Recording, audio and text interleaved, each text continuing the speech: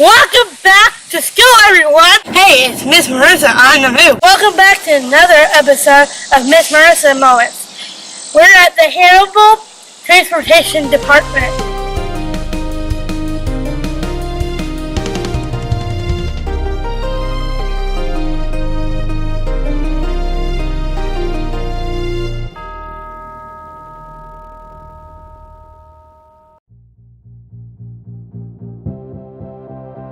So, on the outside of the bus, you'll see a number here to know what bus is going to come for you. For example, if you ride bus 12, you'll look at this number 12. These words tell us who owns this bus.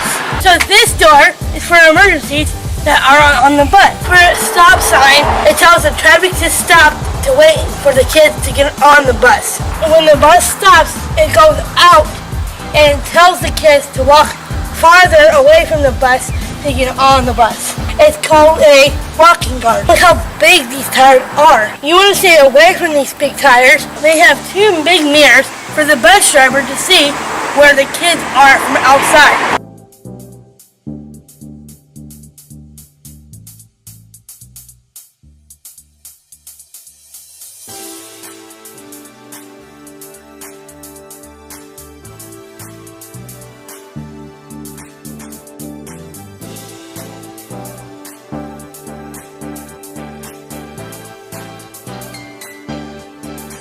Students need to know that the school bus is a device designed specifically for their safety, so that way we can safely get them to school from their bus stop and back to their bus stop after school. The bus ride is scary for a kid. I think for some kids, if they're not familiar with a school bus, it can be a little bit scary just because things that we don't work with and deal with all the time that are new can be scary at first. Do you have assigned seats for kids on the bus? Yes. For starters, we have a boys' side and a girls' side. And so we ask that boys and girls sit separately. And then most drivers will assign seats from there as well. Some pick them for students, some allow students to pick seat buddies. It just depends on the specific bus. Are we allowed to open a window? Yes, you can open windows on the bus, but it's not like a window on your car where you can just raise and lower it as you want to. You need to ask your bus driver and say, "Mr. Spear, is it okay if I lower my window?" And then almost every bus driver will say, "Absolutely." And then when you do that, the key is you have to lower it only halfway. And so state law only allows us to open it that much. Is there anything you can't bring on the bus? Yes, unfortunately there are a lot of things you can't bring on a bus, Marissa, just because we want to make sure that it's safe. And so you can have pens and pencils, but we want you to have them in your book bag or in a pencil holder, because if we were to come to a sudden stop and you have it out, you could actually stab yourself or somebody else. In addition, we don't allow food or drink on the bus. We allow, especially in warm weather, we allow students to have a bottle of water, but it has to be sealable. And otherwise, we don't allow food or drink on the bus. How many kids can ride the bus? Depending on the capacity of the bus, we can safely sit 2 students per seat, or in the case of smaller younger students who are still kindergarten age and above, we can sit 3 to a seat. The bus that we're sitting in right now, if you were to sit 3 to a seat, sits 77 passengers. How many buses are in the bus park? Hannibal has 34 buses at our bus park. Why is there a fence around the bus park?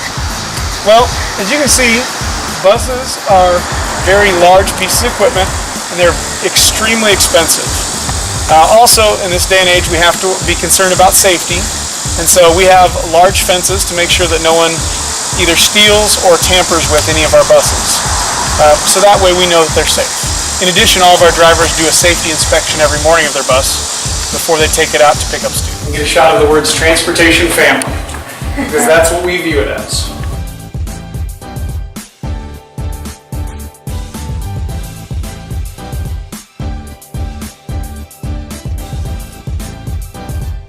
What is it? This is actually, it's a safety net you see there. So that way, if we're walking through here, if somebody's not using it, if we were to fall, it will help brace our fall. And it'll still give a little, and it's a little scary, but it'll keep you from breaking your neck or falling and breaking bones.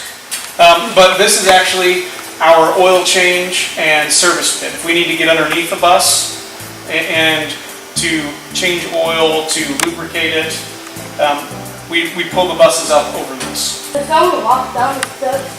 Yes, we unclip our carabiners, slide that all the way back.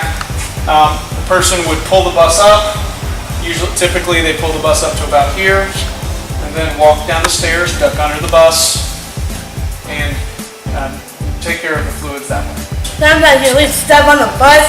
I did that. If that happens, and you leave something on the bus like Marissa accidentally did, what you need to do is to have yourself or your parent or guardian call the transportation center, and then we will have someone walk the bus. Our drivers walk the bus after every route, so usually they've caught it, but maybe it was stuck in between seats or wedged in a way they didn't quite see it.